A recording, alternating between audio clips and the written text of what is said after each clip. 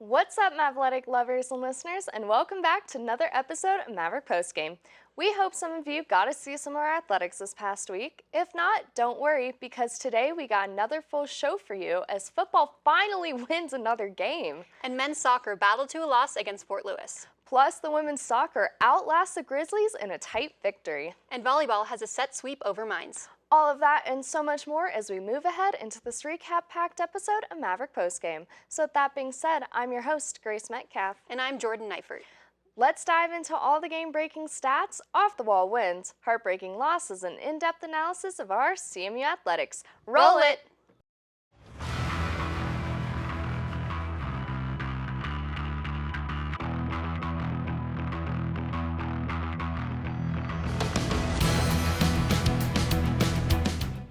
Hello everyone, once again, I'm Jordan Neifert.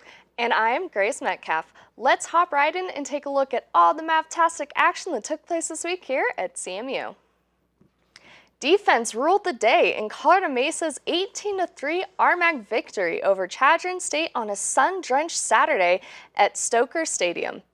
It was a bright day, sunny day that really brought the heat, much like how our defense did this game. With Parents Weekend, it was a packed house for about half the game before most left to take shelter. Unfortunately for them, they missed some of the best plays of the game. A wide receiver ran in the first touchdown of the game. Redshirt freshman Noah Greer came around on a jet sweep for a 13-yard score, his first career touchdown on the second play of the second quarter. And CMU led 6-0 at halftime. Taking the second half kickoff, the Mavericks embarked on one of their best drives of the season so far, relying on the legs of Aiden Taylor, who pounded out 28 yards between the tackles on 5 carries. CMU got some help on fourth down at Chadron State's 28 after electing to go for it. Chadron's outstanding defensive end, Hunter O'Connor, jumped offside, giving the Mavs a first down. Mixing the run and short passes, CMU moved the ball to the 9, where Brandon Belgrave ran it in off the left side, dragging a couple of defenders with him the final 2 yards. Sullivan Moon had his pat kick blocked after each of the first 2 touchdowns and hit the upright after Jason Thome intercepted an Eagles pass and raced untouched for an 18-0 lead late in the third quarter. Moon also missed a field goal wide left, but CMU's defense just kept turning the Eagles away. Overall, the Mavs took advantage of the Eagles' struggle with passing, and it was the defense who really shined and earned the win. As a team, the Mavericks didn't pile up big numbers, 148 yards rushing and 126 passing, although the difference was that the Mavericks didn't hurt themselves with the turnovers and untimely penalties. The Colorado Mesa University men's soccer team would play a physical 90 minutes against number 18 Fort Lewis College, but ultimately it was a third-minute goal that the Skyhawks would prove to be too much that the Mavs would be defeated to 0 in their final game of the non-conference play. Much of the physicality came into play as the Mavs went down early and were chasing a 1-0 lead from the third minute. In the third minute, Fort Lewis's Thomas Dunez Gonzalez would knock in a cross from teammate Tristan Bankwell to quickly start the match at 1-0. This is only the second time this season that the Mavs have been shut out. CMU would play both ranked opponents on the weekend to 1-goal matches, but could only score 1 in total compared to the opponent's 3. The Mavs are now 3-3-1 on the year, with the Skyhawks improving to 4-0-4. Both teams will now begin RMAC play this next week. As a team, the Mavericks were outshot by Fort Lewis, with the Skyhawks shot 15 times with 5 on goal, and the Mavs would take 10 shots with 6 on goal. An early goal in the first 5 minutes would prove to be just enough offense for the Colorado Mesa University women's soccer team, as in their second game of conference play against Adams State University, they would emerge victorious in a 1-0 win. Colorado Mesa is now on a 2-game win streak and improves their record to 4-1-2, while Adams State drops to 2-4-1. The Mavs' lone goal would come from Odessa Correa, who was now recorded goals in back-to-back games. That day's match is also the Mavs' second straight shutout. They have total led 3 this season. Correa would score in final seconds of the second after the Mavs attempted 2 corner kicks. In the passing that would ensue after the second quarter kick, the ball would get caught up in the penalty box area where Sovlin Randall would tip the ball to Correa, who would then chip the ball into the top left corner of the net to give Colorado Mesa the early 1-0 lead. Randall would earn the assist, her third of the season. Correa's goal would be her first game winner this season and the second of her career after totaling 1 last season. As a team, the Mavericks would outshoot the Grizzlies in the match as they took 14 shots with 7 on goal compared to Adams State's 4 shots with none on goal. Abby Fotheringham would lead the Mavs with 3 shots herself.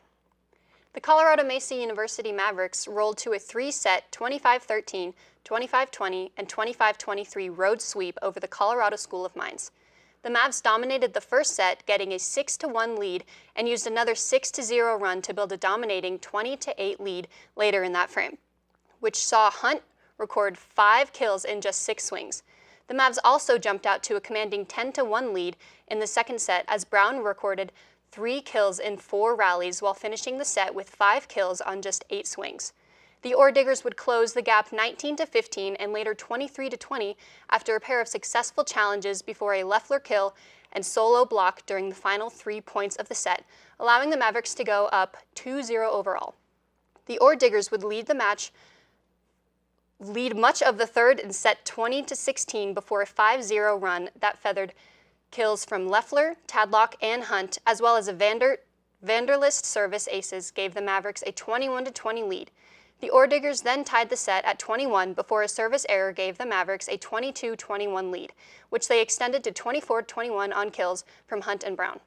The hosts fought off a towaway of necessary 3 match points but could not overcome the third as Hunt finished the match with her final kill. As a team, the Mavericks put down 53 kills in balanced fashion as they hit 36.6. The Lady Mavs had 3 players in double figures for kills and another 2 who finished with 9, as setter Sabrina Vanderlist totaled 44 assists, the highest 3-set individual total in the Rocky Mountain Athletic Conference play thus far in 2024. Senior Cole Byer fired a 6-under par round of 66 and won the Bishop Invitational individual title by 8 shots as the Colorado Mesa University men's golf team tied for first place in team standings before being declared to have finished in second place after coming in on the short end of dropped score playoff tiebreaker on Friday. As a team, the Mavericks finished at 858, tied with Cal State East Bay atop the standings after posting an even par round of 288 on Friday. The Pioneers and Mavs finished 3 shots ahead of CSU Pueblo, ranked 22nd in the latest national poll. The Mavs have now defeated the Thunderwolves in each of CMU's 2 tournaments thus far. On Monday, the golf team all recorded rounds of 79 or better on day 1 of the 2024 Western Washington University Men's Invitational at Bellingham Golf and Country Club, as they stand in 4th place as team out of 13 schools.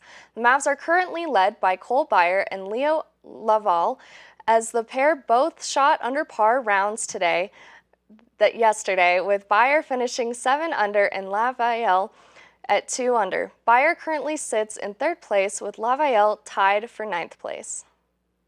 William Leschig and Henry Scheck won another main draw doubles match while Emil Hultman advanced to the consolation singles draw final to lead the Colorado Mesa University tennis teams on day 2 of the ITA West Regional Championships on Friday.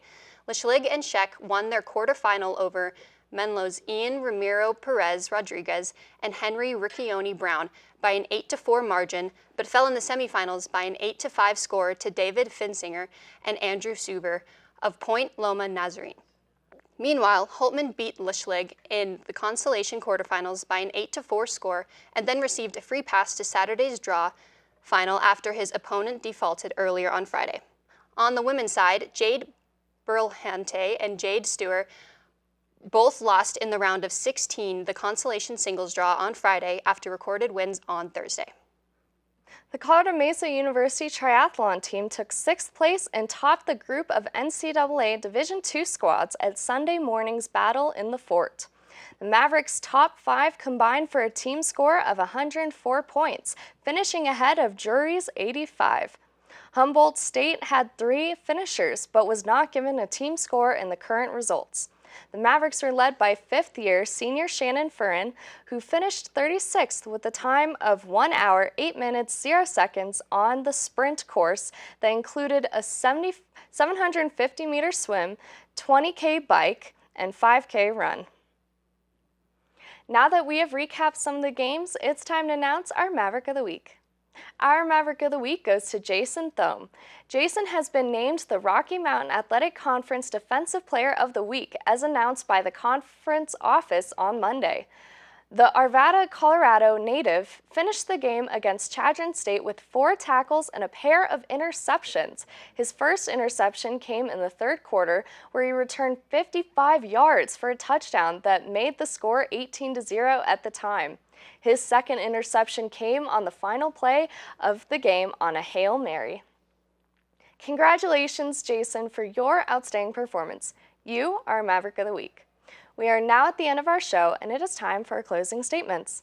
My closing thought is on how my wish came true on our football team finally having another win. Against Chadron State, I wasn't surprised, but just as we've discussed in the past, sometimes you never fully know the outcome. This is exactly what the team needed, a little confidence boost, especially since our team will be facing Mines in a home game this Saturday.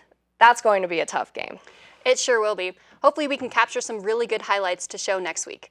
My closing thoughts are on how we're already halfway through the semester. That's crazy. It feels like we just started, and I don't know, this Maverick Postgame is going by pretty quick. This semester just feels like it's going by fast, and I'm afraid I'm going to miss something. Well, it's a good thing that this show gives sports updates so you don't have to miss anything, which is why it's better than the update. We just need to savor each and every episode, because before we know it, we will be talking about championship games, hoping that some of our athletics will make it.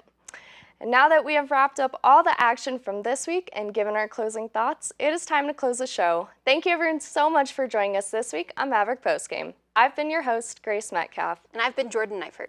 Be sure to go check out our channel, 62.2, for more games and updates. We'll catch you next week on an all-new recap-packed episode of Maverick Postgame.